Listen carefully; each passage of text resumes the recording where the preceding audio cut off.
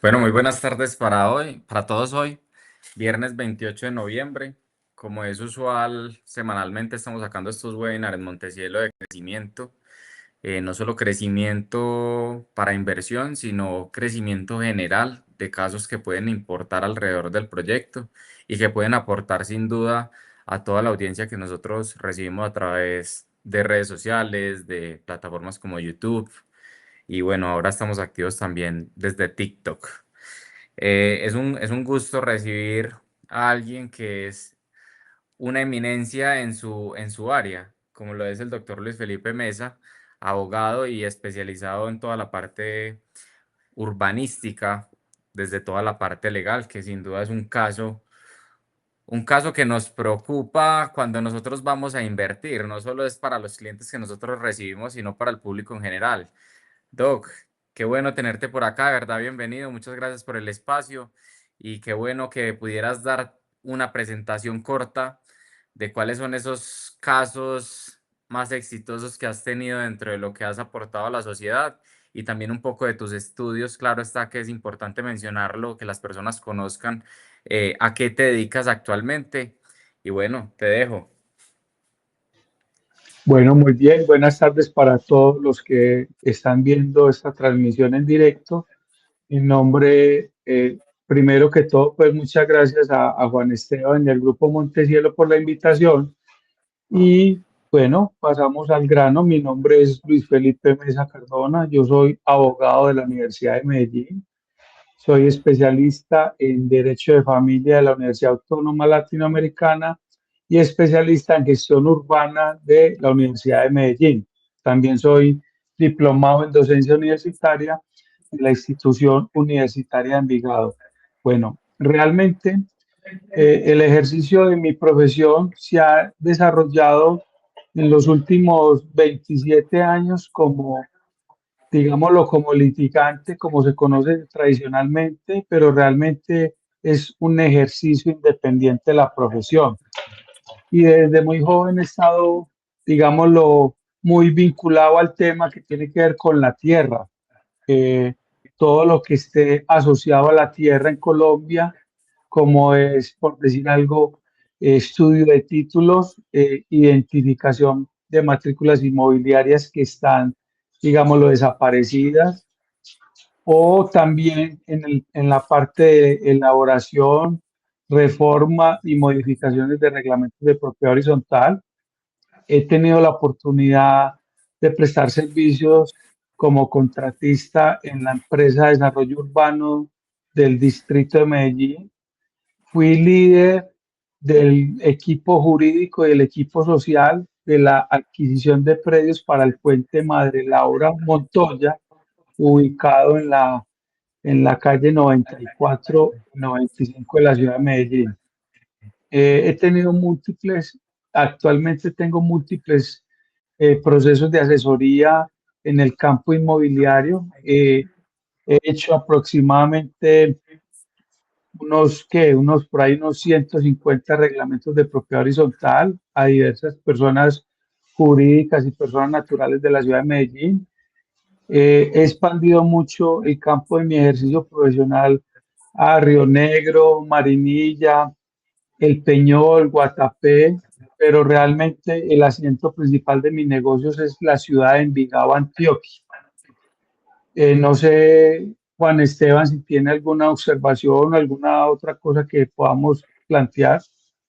Doc, no, súper, súper clara la presentación y más que clara, creo que eso es una caja de sorpresas porque nosotros, pues sí, sí teníamos conocimiento de que tenías bastante relevancia en todo el área en la que estás, pero de pronto no teníamos conocimiento, por ejemplo, del caso de la madre Laura, que sin duda es un caso de éxito en Medellín y que trajo mucho desarrollo para conectar.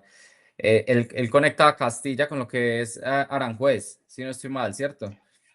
Sí, eso se conoce como la comunicación entre la comuna occidental y la comuna oriental. Perfecto.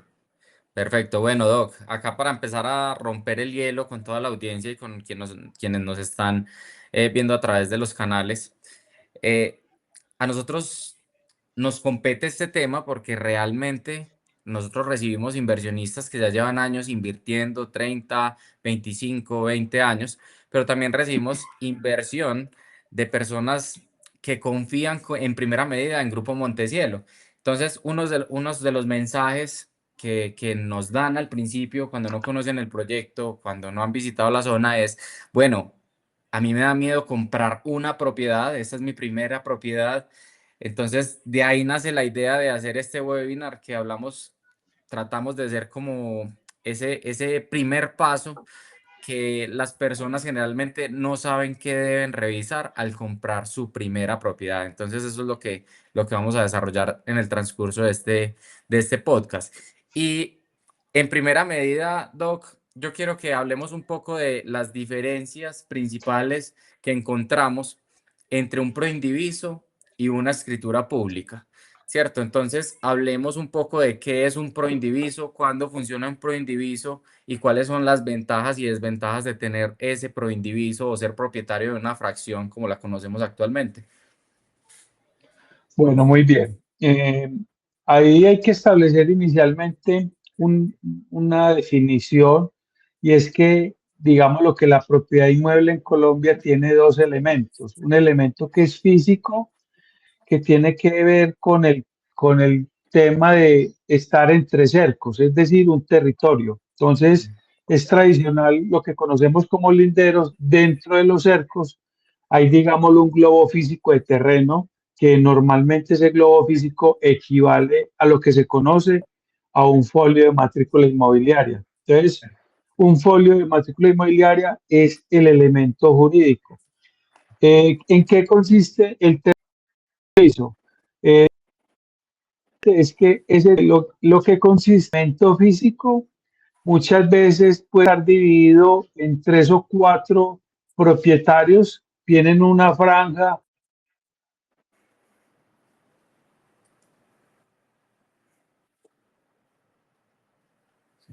jurídico. Entonces ahí es donde sale el término del proindiviso. El proindiviso es, que miremoslo en un ejemplo práctico, un inmueble que tiene un área de 10.000 metros equivale a un 100% de un elemento de un folio de matrícula inmobiliaria. Entonces, es posible, jurídicamente hablando, hacer una identificación de un área física, digámoslo, 2.000 metros.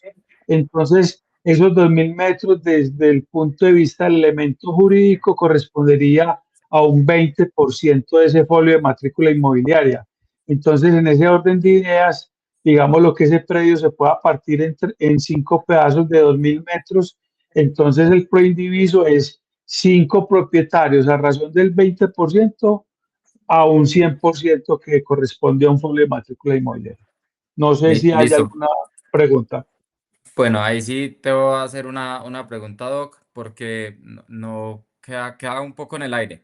Entonces, nosotros utilizamos generalmente un proindiviso, o sea, generalmente en la región se usa un proindiviso, es cuando, digamos, tenemos un predio que lo vamos a dividir en un área, en áreas de pequeña extensión, pero ese predio no cuenta con el uso de suelos para que ese predio se pueda dividir en esa área que necesitamos, ¿cierto? Entonces, lo que hacemos es fraccionamos ese predio y simplemente lo que se adquiere es un porcentaje del predio, ¿cierto? Del folio de la matrícula. ¿Estamos claros hasta ahí, cierto?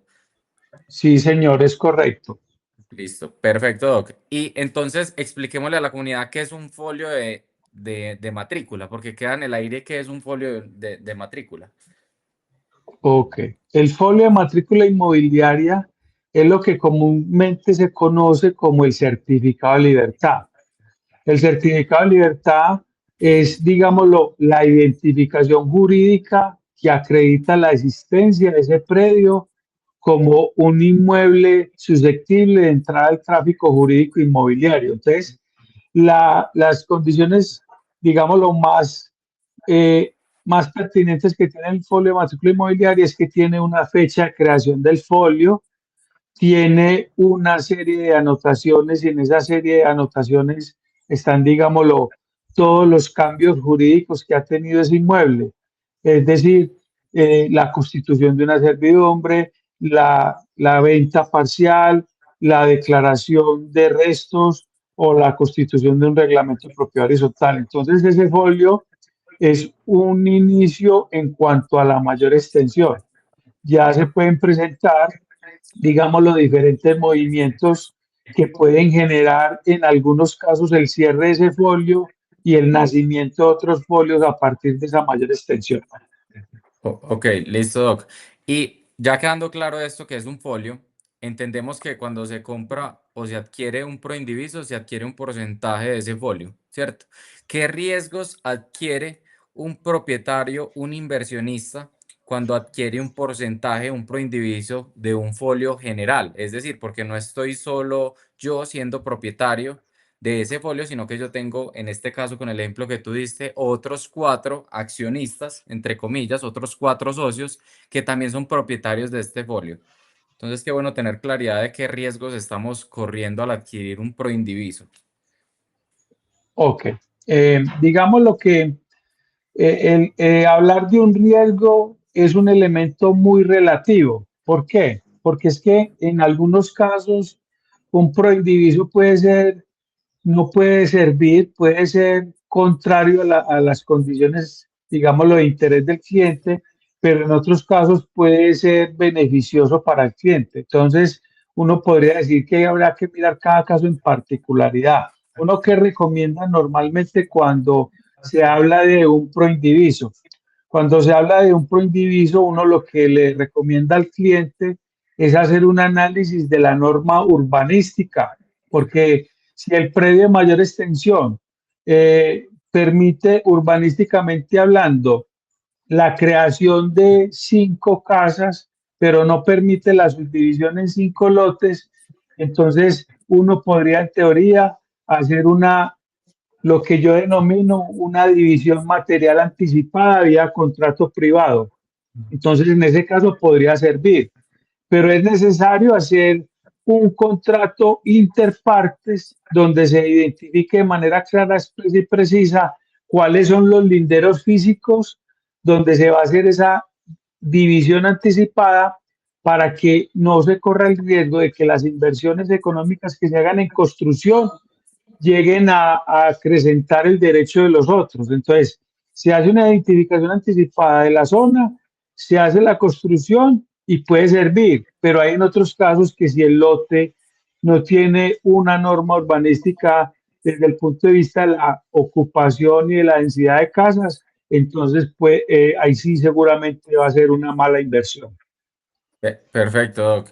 Bueno, y al adquirir un porcentaje, un proindiviso, como le queramos decir en este caso, digamos, si yo necesito apalancarme con bancos para comprar el proindiviso, pero yo tengo esos otros 4 socios, yo puedo realizar una hipoteca de ese porcentaje en el que estoy invirtiendo, o se estaría hipotecando toda la propiedad y cómo sería el manejo con esos otros 4 socios que están presentes. Ok, entonces, si estamos en el escenario que urbanísticamente hablando le sirve a ese predio tener un proindiviso, necesaria y obligatoriamente hay que hacer un contrato interpartes haciendo una división anticipada material a través de lo que yo vengo denominando los linderos. Entonces, si entre los propietarios hacen un acuerdo interpartes donde hacen una partición anticipada del inmueble, es decir, identificando ese 20% jurídico en ese 20% físico en un área determinada, no habría ningún problema. Pero ¿qué pasa? En gracia de discusión, pues nosotros aquí en Antioquia tenemos un dicho que dice que una demanda no se le niega a nadie. A pesar de que existan contratos escritos y todo, pueden haber personas que se sustraigan de sus obligaciones y toca que hacer un proceso judicial. Pero a mí la práctica, la estadística me ha demostrado que cuando las partes hacen un acuerdo escrito, el juez valida los acuerdos escritos y le garantiza a la persona que tiene esa construcción en esa franja de terreno el reconocimiento del valor de esa construcción. ¿Y qué pasa? Si hay una hipoteca, la hipoteca que se hace es sobre el 20% del derecho de esa persona. ¿Qué sucede? Que hay bancos que pueden plantear la posibilidad de que ese 20% está en abstracto y de pronto el banco querrá atacar, digámoslo, la zona del terreno donde se vea más desarrollado o con mejores inversiones económicas. Pero ahí está, digamos, el llamado en garantía que se hace a los copropietarios con base al contrato interpartes. Ok, perfecto.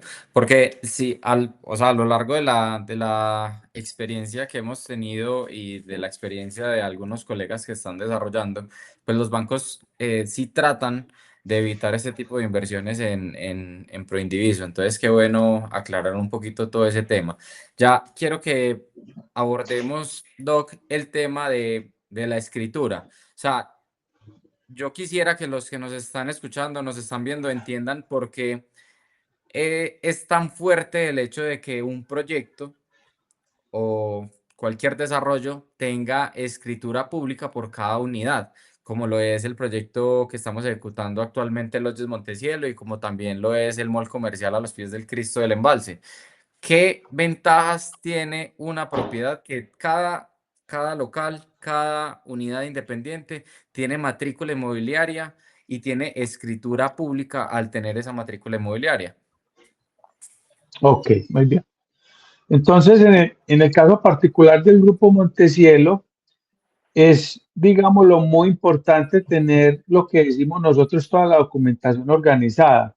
El Grupo Montecielo tiene todas las licencias que lo acreditan no solamente como desarrollador, constructor y ventas del proyecto, sino que actualmente cuenta ya con dos reglamentos de propiedad horizontal donde las unidades privadas tienen ya creado su respectivo folio de matrícula inmobiliaria.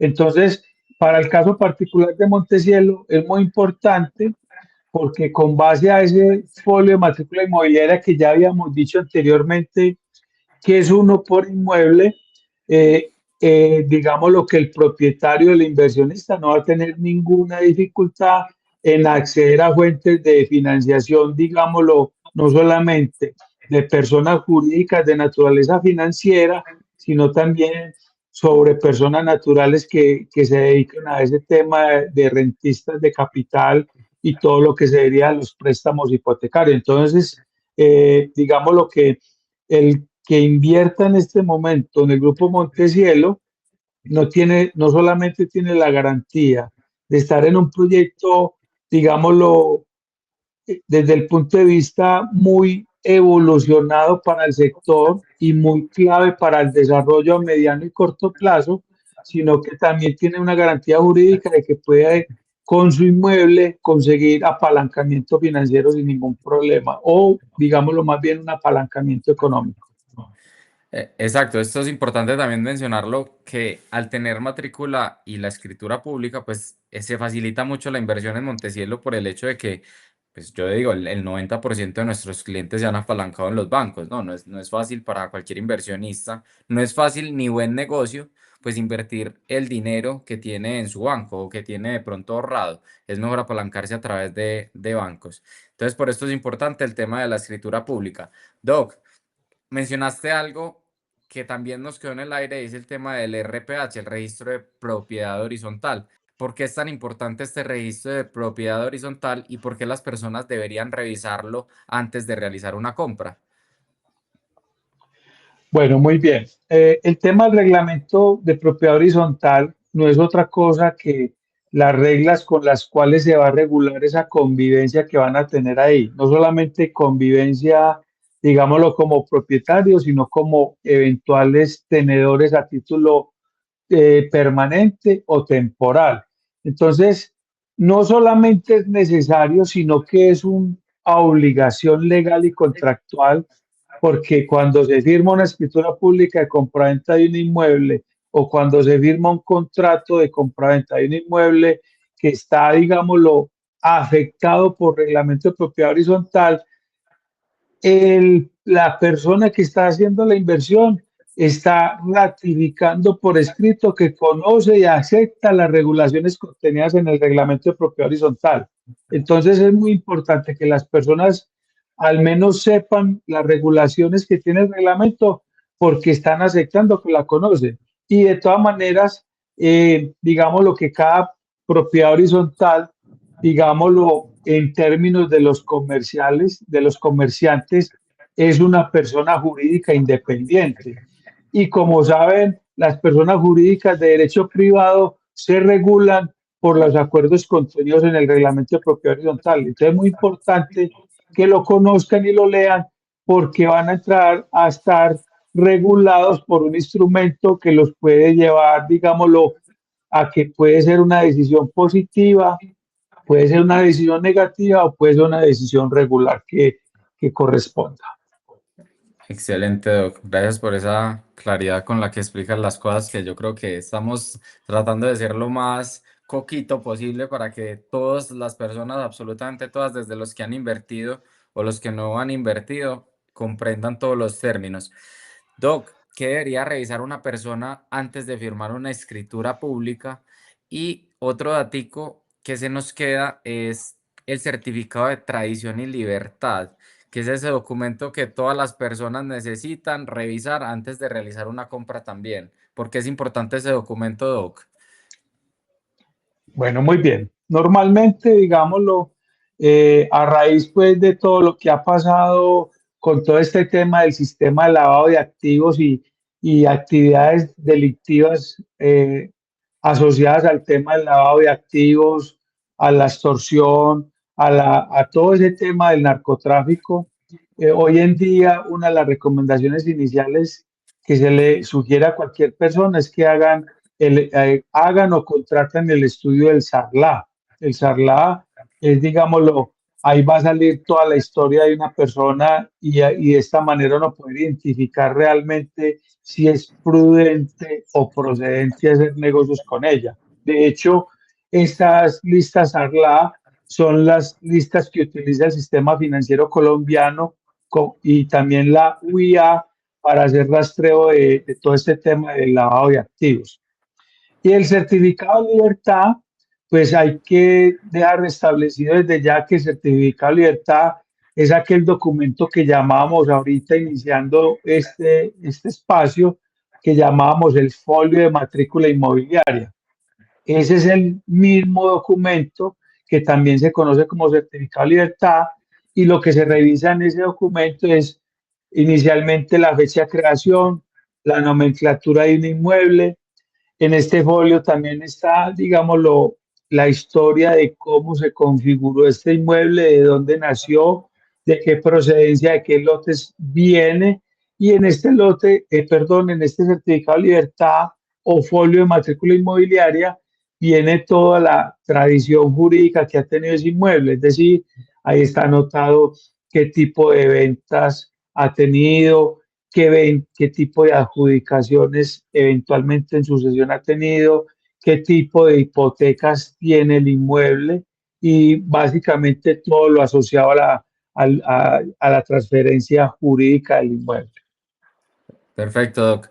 Entonces, ahí quedamos con la segunda pregunta, entonces, por responder, Doc. ¿Qué debería revisar alguien que va a comprar un inmueble, que ya realizó todo el proceso de revisar el certificado de tradición y libertad? Ya tengo la escritura para firmarla en la mano. ¿Qué deberían revisar antes de firmarla?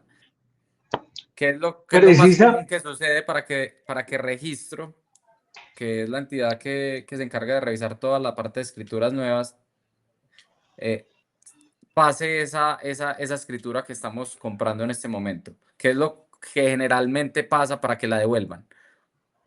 ok.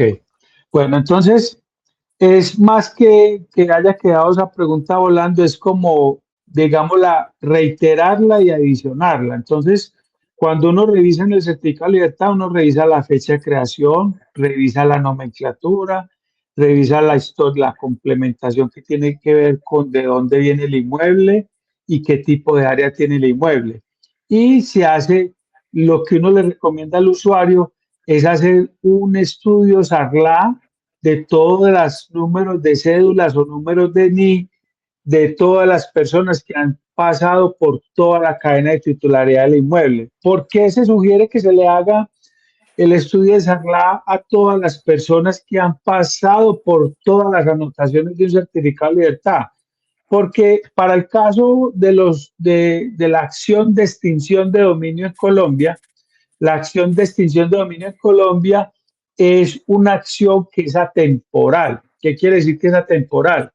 Que no prescribe y no caduca. Entonces, si yo tengo un inmueble, digamos lo que nació en el año 70, porque ya sabemos que tiene una fecha de creación el folio, y tiene lo que comúnmente se conoce como 20 anotaciones, y en el año 75 hay una anotación de un comprador que se llama, y resulta que esa persona X.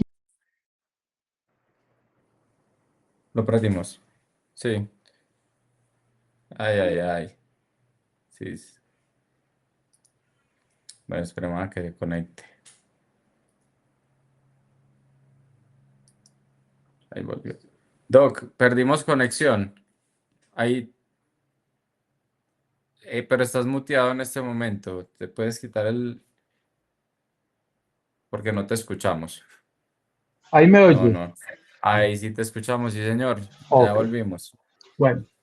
Entonces, estaba diciendo que vamos a ratificar que la revisión que se hace del certificado de libertad o folio de matrícula inmobiliaria es básicamente orientada a cuatro elementos.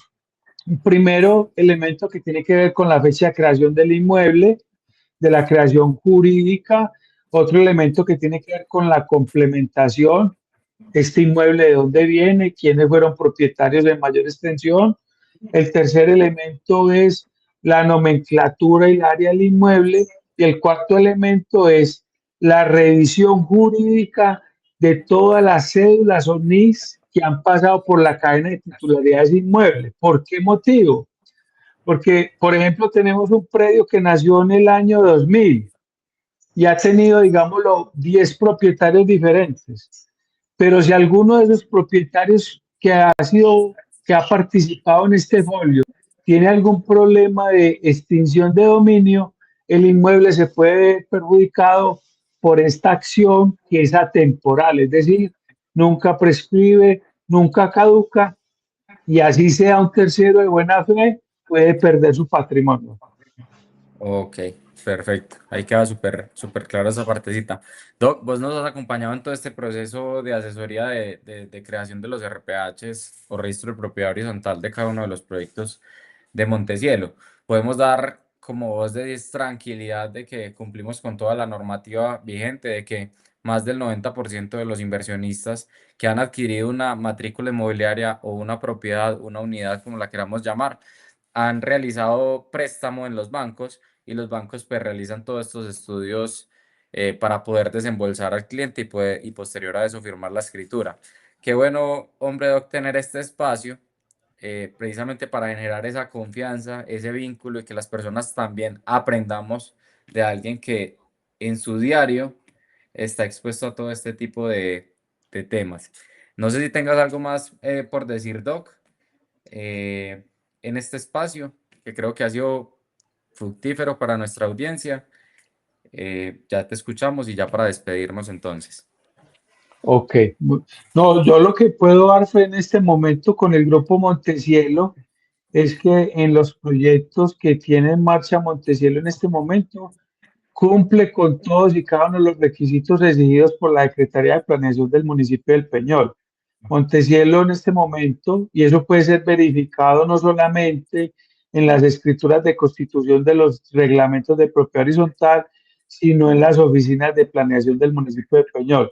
Montecielo en este momento tiene toda la documentación en regla, todo lo que tiene que ver con las licencias de construcción, las licencias de urbanismo, las licencias de sellos de propiedad horizontal, y Montecielo también cuenta con el permiso de venta expedido por el municipio del Peñol a través de su Secretaría de Planeación. Entonces, desde el punto de vista legal, Montecielo no tiene ningún problema. Y Montecielo tiene, digámoslo, una ventaja, y es que todas las tierras que componen el grupo Montecielo son, digámoslo, tierras que han sido de propiedad de una familia que ha pasado de generación en generación, entonces no tiene muchas, digámoslo, personas extrañas a ese entorno. Entonces, a mi criterio y y con la posibilidad de probarlo en cualquier escenario, Montecielo está con toda su documentación en regla.